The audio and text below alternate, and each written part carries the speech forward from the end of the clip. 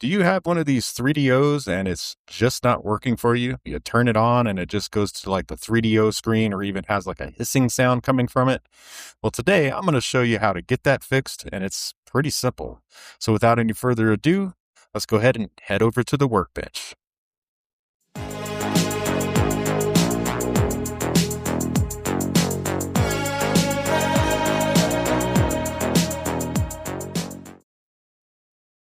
So we have the 3DO here and have it hooked up to the TV behind it here. So let's go ahead and power this thing on and see what it does. And that's about it, unfortunately. So at least it's got a video signal because we do have a black screen. Let's go ahead and eject, see if that works. And nope. So yeah, let's turn this thing off. Let it reset a little bit. And we'll turn it back on again. And same thing, but this time we definitely have that hissing noise coming from it. See if you guys can hear it in the background here. But yeah, that's definitely not good. So let's go ahead and get this thing taken apart. Alright y'all, this thing is relatively easy to take apart. It's basically got 4 screws holding the whole case together. So let me go ahead and flip this thing over and show you where they are and get these taken out. So we're looking at right here and there, and there. So pretty simple. Grab my screwdriver here, that's too short. You're gonna need a longer screwdriver, but this I can get the bit in there and then use the screwdriver part here just to barely get onto the hex of the bit and be able to take it out. But I would suggest getting a pretty long screwdriver to take these out. And these are just your standard number 2 Phillips screws. Now let's go ahead and flip this thing over and take the top of the case off, and it really just pulls right off, guys. No problem taking this thing off. There's no like ribbon cables attached, so just yank it off. And here you can see basically the rest of the system. And first thing we got to take off is the disk drive. So it's basically just 4 screws holding this thing on. Right here, there, and there. And then this shield here we're going to have to pull off the back and off the top.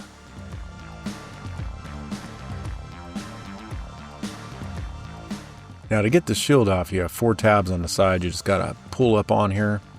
And in the back, you have these tabs back here. Just push back on it and it'll get out of those tabs and you can just lift it right out. And that exposes the disk drive and the cables back here. You have to disconnect. There's a couple connectors back here. And once they're disconnected, you should be able to get the assembly out. Yeah, if I got all the screws all the way out, let's see. And nope. Let me go ahead and loosen this up a little bit here. That one was still in just a little bit, and get it all the way out here. There we go. Now it should be able to pull right off, and we'll put it over to the side here. The next thing we want to do is remove the power and the eject buttons. They just kind of pull right off here. And then in the front we have this clear plastic piece right here for the LEDs, the power and access LEDs. There's 2 tabs there. Basically just want to push them over, pull up a little bit, push it over, pull up, and the whole thing will pop out like that. And then after that, let's go ahead and disconnect the power stuff here. So we'll remove the cable from the case and then remove the transformer cable from the motherboard. And now that just leaves us a ton of screws to take out to get this RF shield off.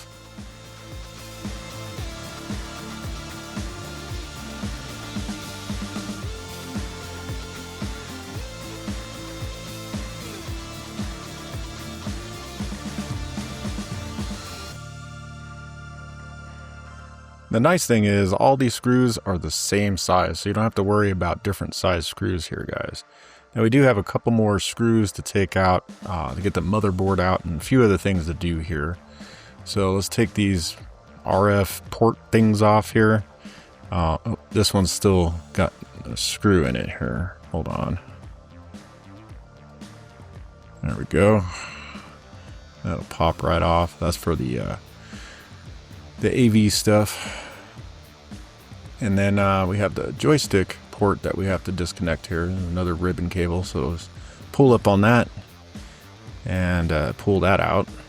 Put it off to the side. And then we have these couple screws over here we still have to take out.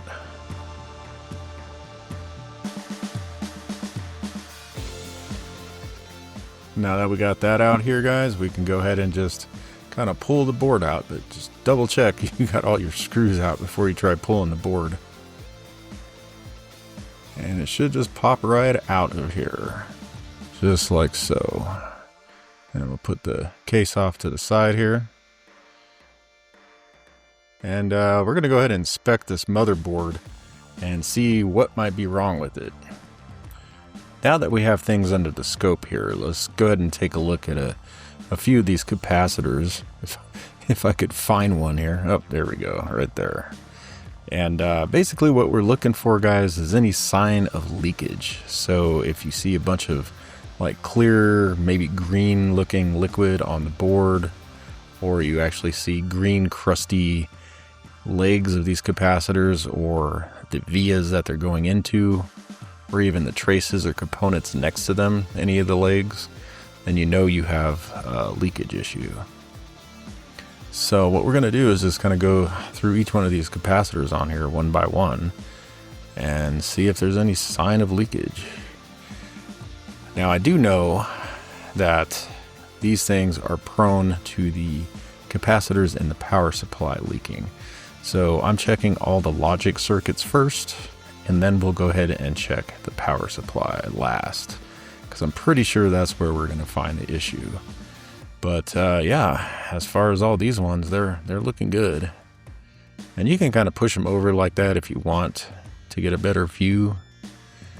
Just be careful not to break the legs.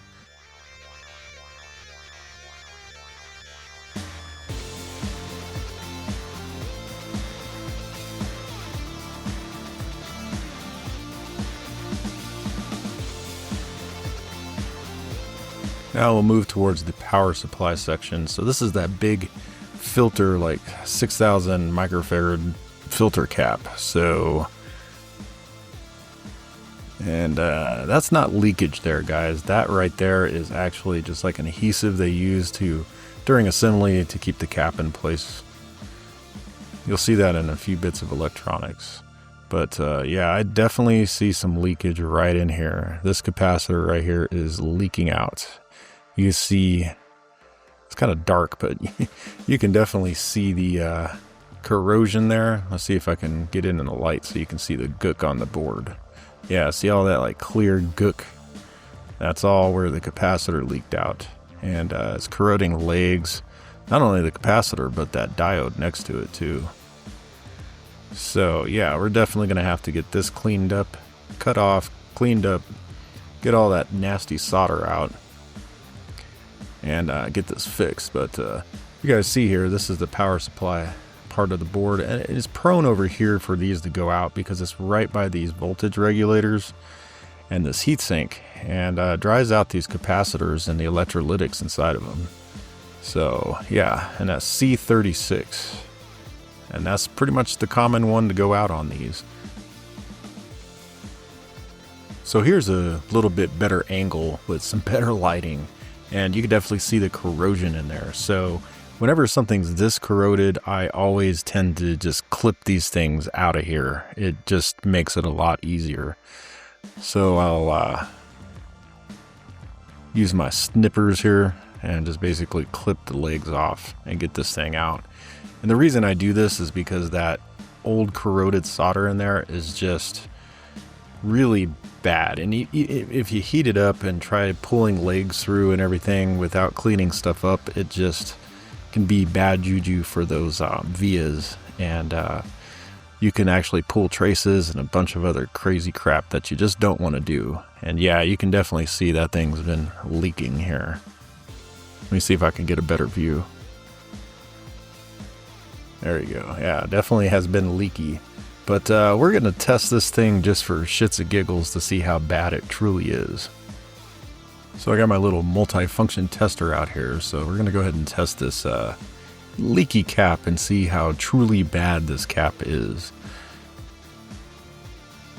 I got this set up in capacitor mode. I just got to clip the legs here. It doesn't matter which one you clip on. And it's a whole 28 picofarad. It's supposed to be 10 microfarad. It doesn't show no ESR, no voltage loss. So yeah, this thing is definitely toast. Definitely dead. Which you could tell because it was leaking all over the board anyway. So let's go ahead and test a new capacitor here. 10 microfarad capacitor that we're going to be replacing that old one with. And just make sure it works. Make sure it's actually rated to what it's supposed to be rated to. And just to show what a good capacitor would look like on this tester.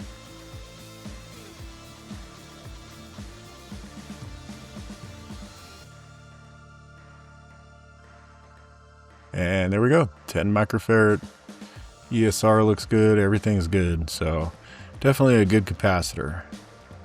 So first things first here, guys, you gotta clean this board up. As you guys can see how much corrosion is all over everything here. Let me grab my pick here. And you can see right here the vias are just corroded. The legs of this diode thing here is corroded. It's just really bad. We gotta clean all this up. We're going to take my handy dandy toothbrush here and some 99% isopropanol and just kind of scrub the hell out of everything in here. The board, all the traces, all the components around this. Yeah, we definitely want to get this nice and clean. Reason being is that we want to get as much corrosion off of the board before we start trying to get this solder out. Like I said, the solder is just really bad when it starts getting corroded. And it can destroy traces and a whole bunch of other things. If you don't get all this corrosion off, it'll just continue to corrode the whole board. So we're going to work on getting all this corrosion off. It's going to be fun because there's quite a bit there, as you can see. So let me continue to just keep scrubbing and scraping and trying to get all this crap off. As you can see, it's just, yeah, it's pretty bad. Definitely got to get this off. It's probably going to come off. Yep, look, come off in chunks. So let me work a little bit more on this, guys.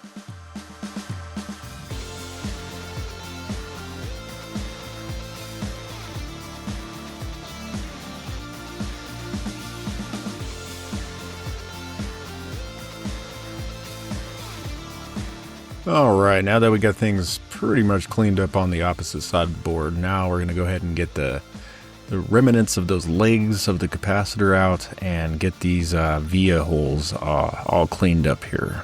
So let me go ahead and get that done.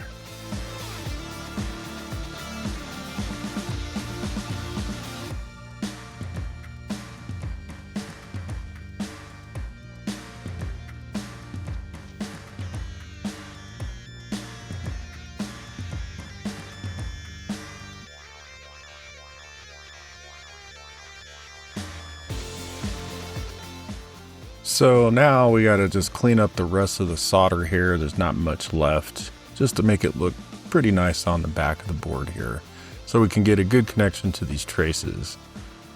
And by doing all this, guys, and heating this all up, the other side of the board, all that corrosion that was still left in these vias will go through the hole and go to the other side of the board. So let me flip it over and I'll show you what I mean. So you'll definitely have to clean up the other side of the board once you get these holes cleaned up. As you can see, a lot of that corrosion came back on this side, so let me go ahead and scrub this back down again.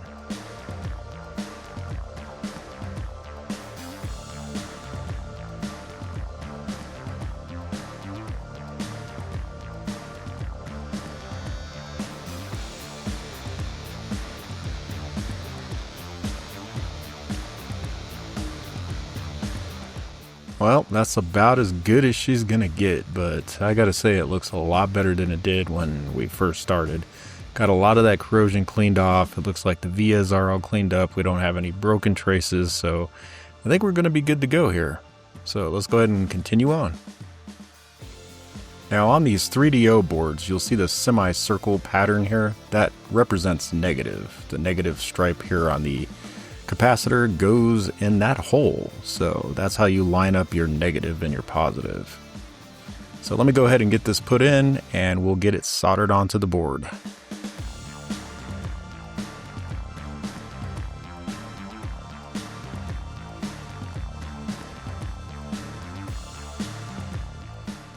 Alright, now that we got the capacitor put into this thing, let's go ahead and get it semi put back together so we can test it. We'll go ahead and get the motherboard put in and the drive put in, the controller board, hook the power back up, and get this thing tested out to see if it'll actually run for us now.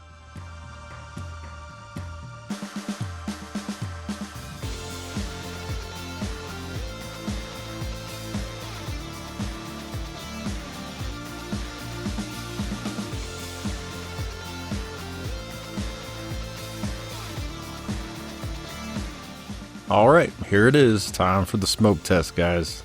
Let's turn this thing on and hope for the best. That didn't look good. Looks like it's doing the same shit. Oh.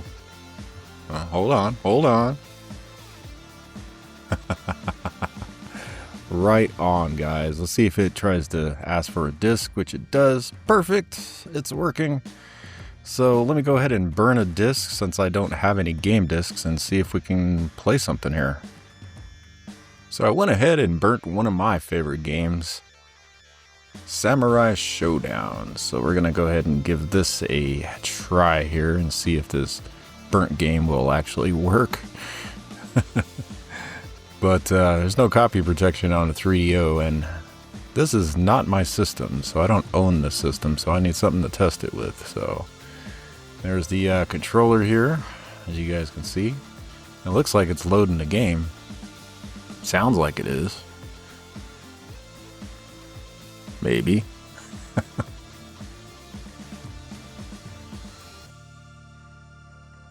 And these old school systems take forever to load. Makes you worry. And there we go, guys. Samurai Showdown. Awesome. And this is actually a half decent version of this game too. I'm not gonna lie. Pretty fun to play. But yeah, it looks like we got this thing up and running.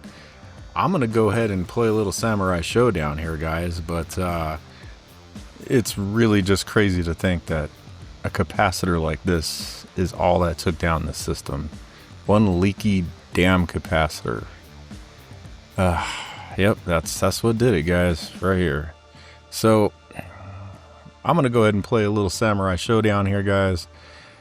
And as you can see, yeah, this is actually the system. It's running, it's doing what it needs to do. So fun times. Alright guys, so that brings us to the end of the video, and basically just one capacitor killed the entire system. And that seems to be the way with modern electronics. Well, this is not too modern, but you know, nowadays with modern electronics, just a tiny little surface mount capacitor that's shorted out or has gone bad can cause the entire electronic device just to die, whether it's a TV, a modern game console, anything like that. I've seen it left and right where just a little tiny capacitor could kill it.